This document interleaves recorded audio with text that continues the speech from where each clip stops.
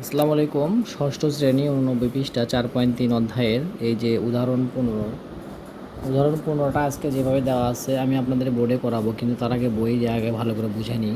এখানে দেখেন 5a+4b 5a+4b minus 5c থেকে 3a মাইনাস 4b মাইনাস 6 বিয়োগ।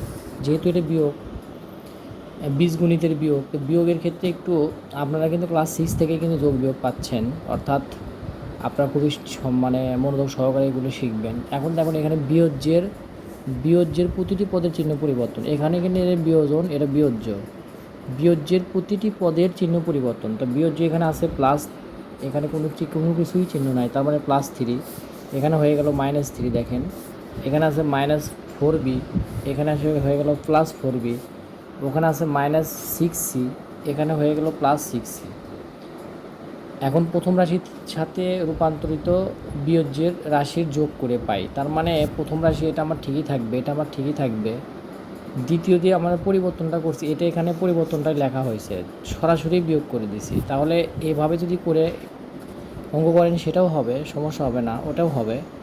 এটা এই ভাষাটা লিখতে হবে, এই ভাষাটা লিখে তারপরে লিখতে হবে। আর যদি আমরা বিকল্প নিয়মে যদি যাই, এটা দেখেন ওপরে 5a+4b প্লাস -5c, তারপরে আছে 3a minus 4b minus 6c। এখানে চিহ্নটা পরিবর্তন করতে হবে। আমরা কিন্তু এইভাবে অঙ্কটা বেশি করি। এখানে খেয়াল করেন, এখানে +6c আছে, -6c থাকার কারণে এখানে প্লাস হয়ে গেল। এখানে -4b আছে, সেই জন্য কিন্তু প্লাস হয়ে গেছে। আবার এখানে +3a আছে, মানে মনে মনে 3a, এখানে সব কিছু সামনে কিছু চিহ্ন না থাকে প্লাস ধরতে হয়, +3a, কিন্তু সেটা -a হয়ে গেল। এখন কাজটা হলো দেখেন, এখানে যেহেতু আমরা এটাকে প্লাস ধরছি, উপরে মাইনাস, তার প্লাস মাইনাসের হিসাবটা কিন্তু মাইনাস হয়, হিসাবটা মাইনাস। এখানে 6c থেকে 5c বাদ দিলে শুধু c, কিন্তু এখানে কি বসাবো, প্লাস বসাবো মাইনাস বসাবো। আমরা খেয়াল করব, আমরা অবশ্যই এখানে প্লাস বসাবো, কারণ বড় সংখ্যার আগে প্লাস হয়ে গেল। এখানে 6-এর আগে মনে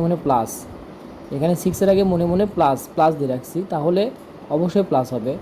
আবার এখানে প্লাস, এখানে -4b, এই প্লাসটা উপরে দিয়ে দেন, মনে মনে ভাবেন, এখানে মনে মনে প্লাস ভাবেন, আর মাইনাসটা সরাই দেন। যেহেতু আমরা চিহ্ন পরিবর্তন করছি, প্লাসটা ওখানে ধরেন, মনে মনে ধরেন, তাহলে কি হয়, এখানেও প্লাস এখানেও প্লাস, 4b প্লাস 4b, তাহলে 8b হচ্ছে।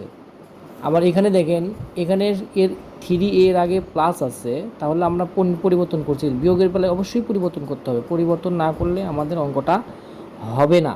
তো এখানে যেহেতু প্লাস আছে, তাহলে এখানে মাইনাস পরিবর্তন করছি, এই মাইনাসটা আমরা এখানে চিন্তা করি, এখানে 3 এর আগে মাইনাস চিন্তা করি, আর এখানে 5 এর আগে প্লাস চিন্তা করি, তাহলে প্লাস মাইনাসটা হিসাব হবে মাইনাস, হিসাবটা কিন্তু মাইনাস, প্লাস মাইনাসে মাইনাস হয়।